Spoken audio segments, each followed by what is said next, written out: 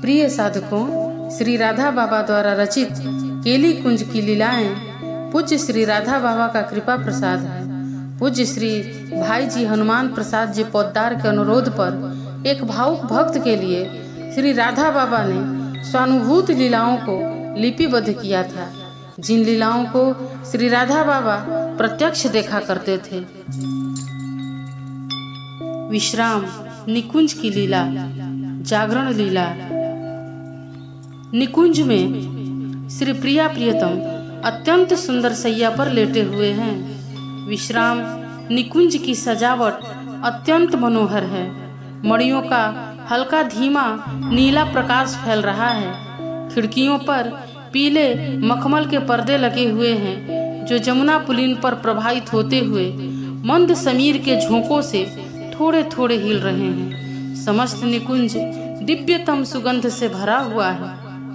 निकुंज के पूर्व एवं दक्षिण के कोने में सुंदर मणि जटित सोने की चौकी है, जिस पर सुंदर जल से भरी हुई 2 सुंदर झारियां रखी हुई हैं। कुछ सुंदर सुंदर गिलास रखे हैं। उसी चौकी के बगल में एक और भी चौकी है, जिस पर चौड़े मुंह के सोने के 2 गमले यानी प्रक्षालन पात्र हैं।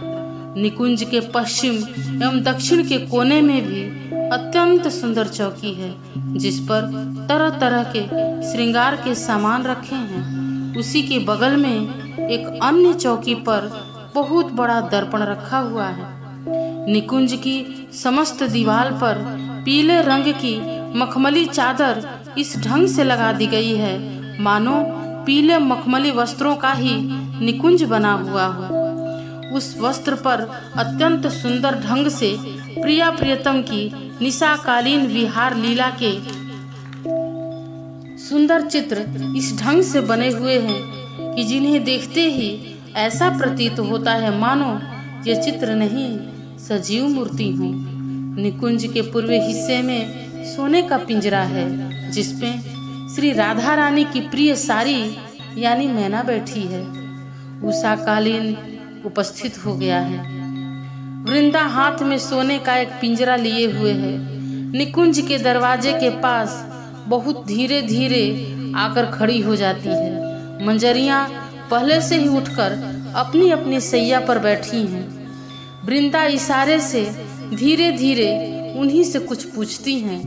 मंजरियां इशारे से ही उन्हें मंद मुस्कान के साथ जवाब देती हैं। वृंदा निकुंज के पूर्व की तरफ चली जाती हैं तथा जहाँ पर भीतर सारी पिंजरे में बैठी थी, उसी जगह खिड़की के छिद्र से भीतर दृष्टि डालकर सारी को कुछ इशारा करती है। सारी भी इशारे से आंख घुमाती है। वृंदा के हाथ में जो पिंजरा था, उसी में एक तोता एवं एक सारी बैठी थी। वृंदा उस पिंजरे के दरवाजे को खोल देती है। सारी एवं तोता धीरे से उड़कर उस खिड़की की राह से भीतर चले जाते हैं तथा जिस पिंजरे में राधा रानी की प्रिय सारिका बैठी थी, उस पर जाकर बैठ जाते हैं। निकुंज महल के चारों ओर सघन कदम्ब वृक्षावली लगी हुई है।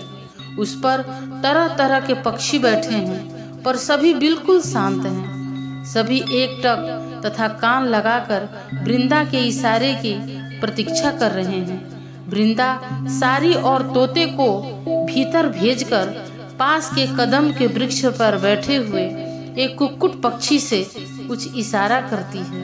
उनके ऐसा इशारा करते ही वह कुक्कुट जोर से बोल उठता है।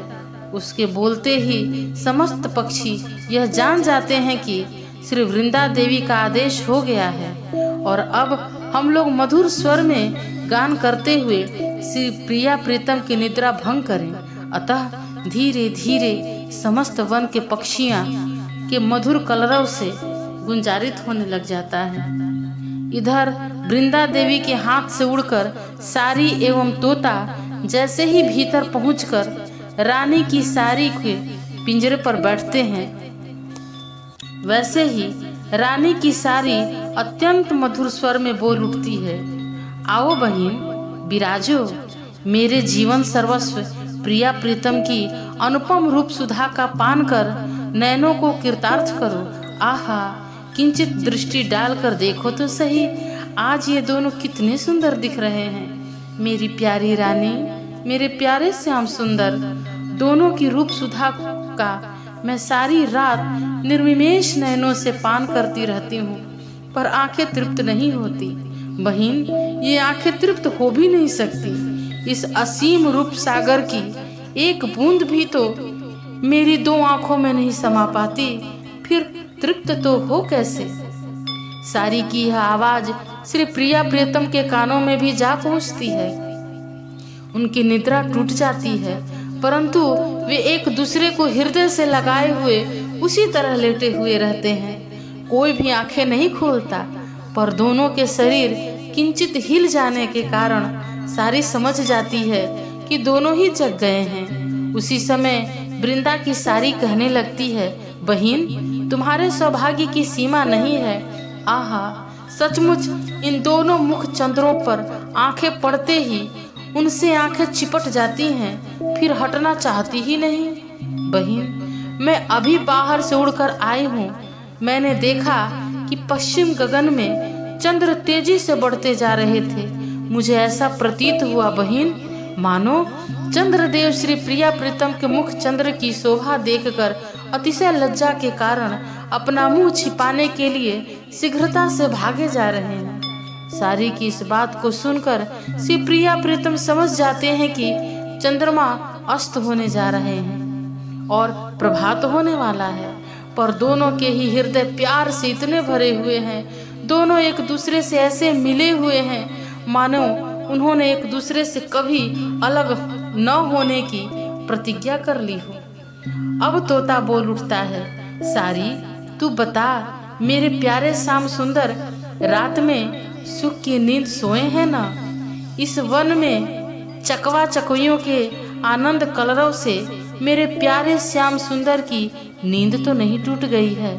मैं देखकर आया हूँ कि चकवा चकवी पुलिन पर बैठे शोर मचा रहे हैं। सारी रात ये आनंद में भरकर शोर मचाते रहते हैं। अब पूर्व मुख बैठकर वे प्रिया प्रीतम की गुणावली गाते हुए अस्तोन्मुख चंद्रमा से बातें कर रहे हैं। चकवी कहती थी, चंद्रदेव जाओ, सुख से जाओ, फिर आना, मैं तुझे गाली नहीं दूंगी। इस वन में मेरी प्यारी राधा रानी एवं मेरे प्यारे श्याम सुंदर का राज्य है। यह राज्य अनंत काल तक रहेगा एवं अनंत काल तक ही यहाँ के सभी नियम पलटे रहेंगे। चंद्र, ऐसा सुना है कि तुम्हारे दर्शन होते ही प्यारे चकवे से चकवी अलग हो जाया करती है, पर मैं तो कभी भी अलग नहीं हुई। देखो चंद्रदेव, मेरी आंखों में पता नहीं क्या हो गया है कि मुझे चकवे में, तुम में, यमुना की प्रत्येक तरंग में प्यारे श्याम सुंदर की ही झांकी दिखाई पड़ती है। मुझे कभी कभी भ्रम हो जाता है कि उज्जवल गगन में तुम्हारा प्रकाश नहीं, मेरे प्यारे श्याम सुंदर के ही मुख चंद्रमा का प्रकाश है। इसलिए मैं उड़कर उधर ही दौड़ने लग जाती हूँ, पर चकवा भी साथ साथ उड़ने लग जाता है। वह मुझसे आगे बढ़ जाता है। मैं देखती हूँ, आहा, श्याम सुंदर इस चकवे के अंतराल में भी छिपे हैं। अतः विचार में पड़कर फिर मैं आकाश से नीचे उतर आती हूँ और सोचती हूँ, ना मुझे भ्रम हो गया था, मेरी आंखों में ही प्यारे श्याम सुंदर की छवि बस गई है। बहुत सोचती रही कि ऐसा क्यों हो गया है। फिर कुछ समझ पाई कि हम सभी वनवासियों पर रानी की छाया पड़ती है, रानी की दृष्टि पड़ती है, और रानी की दृष्टि में, रानी के अणु अणु में श्याम सुंदर भरे हैं। इसलिए हम सभी वनवासियों की भी यही दशा हो गई है। अतः चंद्रदेव, रानी पर बलिहार जाती हूँ, तुमसे प्रार्थना कर रही हूँ, शीघ्र से शीघ्र पूर्व गगन में लौट आना। तुम्हारे आने पर मेरी प्यारी रानी मेरे प्यारे श्याम सुंदर के साथ मिलेंगी। देर मत करना। हम वनवासी रानी की इस अनंत करुणा के चीर ऋणी हैं। रानी की छाया पड़कर ही हम इस अनंत असीम सौभाग्य की अधिकारिणी बनी हैं। मैं भला रानी की क्या सेवा कर सकती हूँ? हाँ, तुमसे हृदय खोलकर प्रार्थना कर सकती हूँ। मेरी ओर से शंका मत करना कि चकवी हमें गाली देगी। शीघ्र से शीघ्र पूर्व गगन में उदित होना, मैं हृदय से तुम्हारा स्वागत करूंगी। तोता बोलता ही जा रहा था। सारी चकवे ने भी ठीक इसी प्रकार की प्रार्थना चंद्र से की। मैं सुनकर यहाँ आया हूँ, इसलिए चित्त में आया कि इस आनंद कलरव से मेरे प्यारे श्याम सुंदर की नींद में तो कहीं बाधा नहीं आई। तोते की बात सुनकर श्री प्रिया प्रीतम के मुखारविंद पर मुस्कान छा जाती है। तोता एवं दोनों सारी इस मुस्कान को देख लेती हैं। रानी की सारी बोलती है, आहा देख तोता, मेरी रानी के मुख पर मंद मुस्कान की शोभा देख। इस मुस्कान को देखने के लिए समस्त बनवासी आंख फाड़े प्रतीक्षा कर रहे हैं। सारी की बात सुनकर श्याम सुंदर की आंखें एक बार खुल जाती हैं। सारी फिर कहती है, तोता प्यारे श्याम सुंदर के मुखारविंद की ओर देख, इन अलस भरे नैनों की ओर देख, बिखरी हुई अलकावली की ओर देख, तांबुल रंजित अधरों की ओर देख। अपनी प्यारी सारी की बात सुनकर रानी भी मुस्कुराती हुई एक बार आंखें खोलकर देखती हैं। दोनों सारिकाएं एवं तोता देख लेते हैं, अतः तीनों एक ही साथ बोल उठते हैं, जय हो वृंदावनेश्वरी, जय हो वृंदावनेश्वरी की। तोता कहता है, ब्रज जीवन घनश्याम की जय हो। दोनों सारी कहती है, घनश्याम अभिरामिनी राधा रानी की जय। तोता कहता है, वृंदावन चंद्र श्याम सुंदर की जय। सारिकाएं कहती हैं, वृंदावन चंद्रिका श्यामा रानी की जय। तोता कहता है, विश्व मोहन नंद नंदन की जय। सारिकाएं कहती हैं, नंद नंदन विमोहिनी राधा रानी की जय। इस जय जयकार से रानी एवं श्याम सुंदर के मुखारविंद पर जोर से हंसी आने लगती है, पर वे उसे रोकते हैं। रानियां सखियां उधर खिड़की के छिद्रों से दृष्टि डाल डाल कर श्री प्रिया प्रीतम की शोभा निहार निहार कर आनंद में डूब रही हैं। फिर सारी कहती है, मेरी प्यारी रानी, मेरे प्यारे श्याम सुंदर, चंद्रदेव की किरणें मलिन हो गई हैं। तारिका पंक्ति भी आकाश में विलीन होती जा रही है। पूर्व गगन में अरुणिमा की झलक दिख पड़ने लग गई है। अतः मेरे जीवन सर्वस्व उठो, हम बनवासी तुम्हें आंखें भर कर देखें। श्री श्याम सुंदर एवं प्रिया दोनों ही सारी की बात सुन रहे हैं, पर उनमें एक दूसरे के आनंद को भंग करने का साहस नहीं हो रहा है। अतः दोनों उसी प्रकार एक दूसरे से लिपटे हुए मंद मंद मुस्कुराए सोए हुए हैं। वृंदा की सारी कहती है, बहन सारी के देख, यह प्रभात होना हमें अच्छा नहीं लगता। यह मेरे प्राणाधार प्रिया प्रीतम को प्रतिदिन अलग कर देता है। तू कोई उपाय जानती है कि जिससे प्रभात ही न हो? रानी की सारी कहती है, बहन उपाय क्यों नहीं है, पर रानी की आज्ञा के बिना मैं किसी को यह उपाय नहीं बतला सकती। देख, यह प्रभात हमें भी बड़ा अखरता है, मेरी रानी के प्राणों को तो व्याकुल ही कर देता है। फिर भी रानी इसका प्रतिदिन स्वागत ही करती है।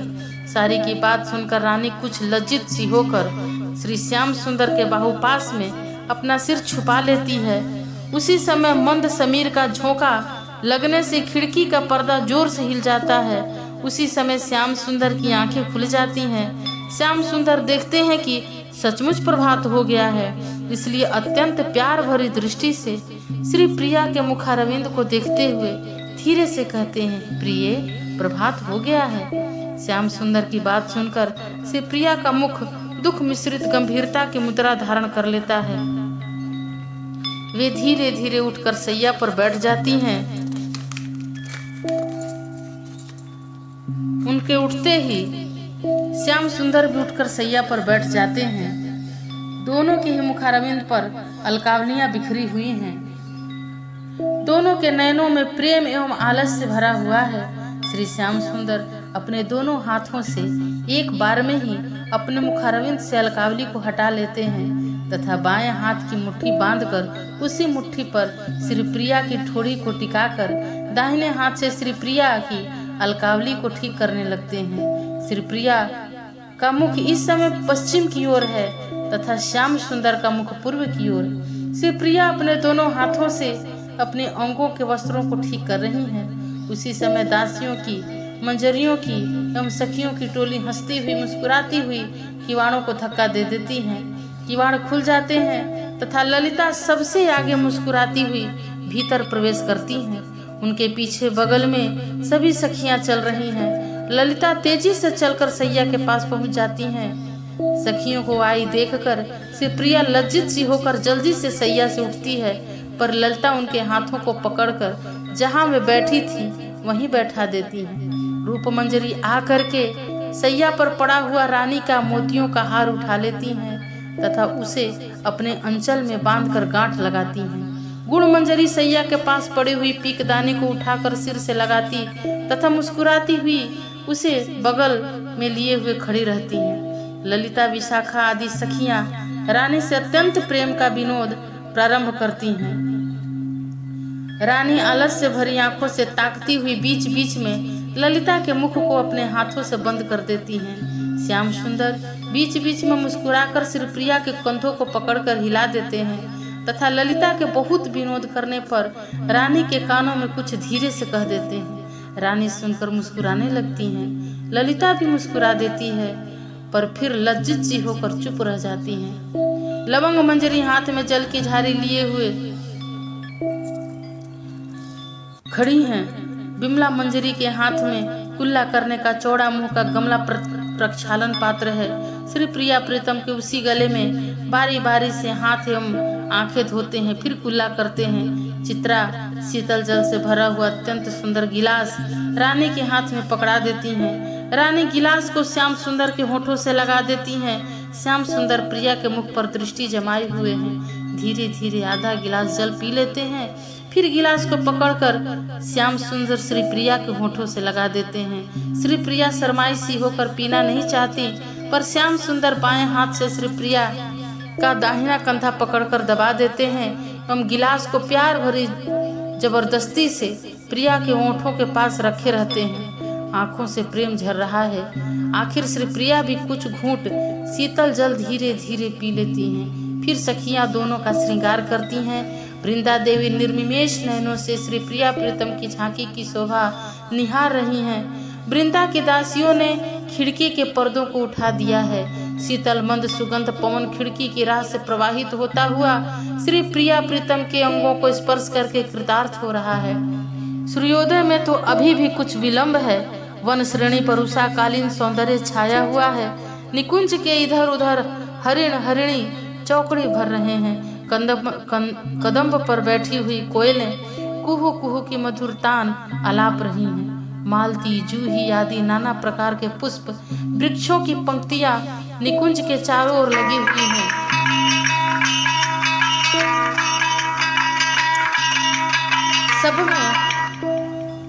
सब में फूल खिले हुए उन पर भ्रमर गुंजार कर रहे हैं। अब वृंदा की भाव समाधि टूटती सी है। वे कहती हैं, प्यारे श्याम सुंदर, मेरी वनवासिनी बहनों ने वन को तुम्हारे लिए ही आज अद्भुत साथ सजाया है। अपनी दृष्टि डालकर उनकी प्यार भरी सेवा स्वीकार करो।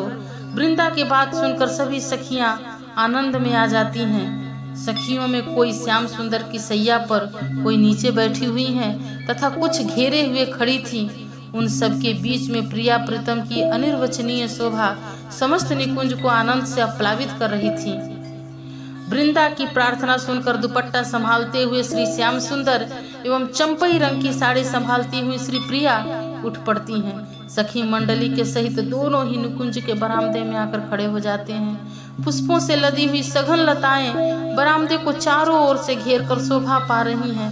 रानी एवं श्याम सुंदर उसी बरामदे से होते हुए निकुंज के बाहरी सहन में आकर खड़े हो जाते हैं। मंद समीर के झोंकों से हिलती हुई लताएं मानो प्रिया प्रीतम से प्रार्थना कर रही हो, मेरे जीवनाधार, रात भर तुम्हें हृदय में छिपाए रही हूँ, क्या अब जा रहे हो? ना ना, मत जाओ। आगे सहने में बड़ी बड़ी क्यारियों में सुंदर सुंदर गुलाब की बेलें फैली हुई हैं, जिन पर बड़े बड़े गुलाब खिले हुए हैं। श्री प्रिया प्रीतम उन्हीं गुलाबों के बीच से होकर बढ़ रहे हैं। वे रह रहकर श्री प्रिया की ओर झुक जाते हैं तथा अत्यंत प्यार से भरे श्री प्रिया के कंधे को दबाकर उनके मुखारविंद की ओर देखने लग जाते हैं। कभी कभी चौंके हुए से इधर उधर देखने लग जाते हैं। श्री प्रिया जी उस समय घबराई हुई सी मुद्रा में उधर ही देखने लग जाती हैं। श्री प्रिया प्रियतम एक दूसरे के गले में बाँह डाल देते हैं तथा कुछ क्षण एक दूसरे के मुखारविंद को तृप्त नयनों से देखते रहते हैं। फिर वियोग की बात स्मरण करके दोनों ही एक बार अतिशय गंभीर श्वास लेते हैं। दोनों के मुख पर उदासी सी छा जाती है। कुछ क्षणों के लिए सखियां भी अतिशय गंभीर हो जाती हैं। ललिता उसी समय दोनों को प्रसन्न करने के उद्देश्य से रानी से कहती हैं, री याद है कि भूल गई? आज प्रतिदिन की अपेक्षा सूर्य पूजा के लिए शीघ्र ही बन जाना है। 3 दिन की सूर्य पूजा का व्रत आज ही प्रारंभ करना है, पर तू तो बिल्कुल चींटी की चाल चल रही है। ललिता की इस बात को सुनकर रानी एवं श्याम सुंदर दोनों ही शीघ्र पुनर्मिलन की कल्पना से आनंद में भर जाते हैं।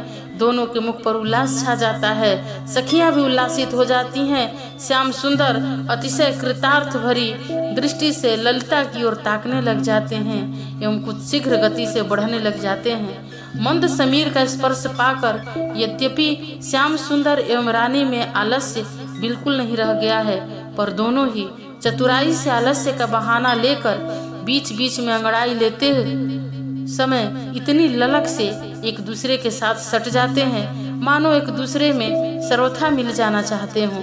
गुलाब की क्यारियों से होते हुए सखी मंडली की सहित श्री प्रिया प्रीतम कदली वन में प्रवेश करते हैं। उसके बाद तरह तरह के अत्यंत सुगंधित पुष्पों की क्यारियों से होते हुए विश्राम कुंज के फाटक पर पहुंच जाते हैं। फाटक से कुछ ही कदम हटकर जमुना का निर्मल प्रवाह प्रवाहित हो रहा है। श्री प्रिया प्रीतम फाटक से निकलकर सड़क के किनारे एक सुंदर वट वृक्ष के नीचे खड़े होकर यमुना की शोभा निहारने लग जाते हैं। जय जय श्री राधे श्याम, जय जय श्री